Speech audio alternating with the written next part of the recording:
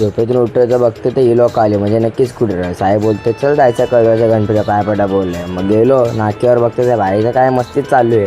रिक्षा बघायला आम्हा दोघांनाच पडलं. रिक्षा काय भेटत नाही. मग गप गेलो वरच्या नाक्यापर्यंत चालत काही 2 वांडरा पण आहेत आपल्यासोबत.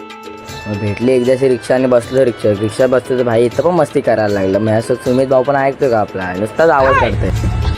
एकदाशी पोचलो तिथं डेकोरेशन एकदम खतरनाक केलं. गणपती बघायला कसला भारी वाटत होता. मग निघालो दुसरीकडे जायला. गौरव भाई काय ऐकतो का साहित्य आपल्या एकटाच चालत होता. मग झालं यांच्या रस्त्याने भजन चालू.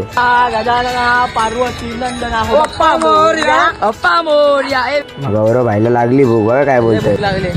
जात वक्र इकडे भंडारा तिकडे बोलतोय लगडे पाय बोले मला शिडीला घालता.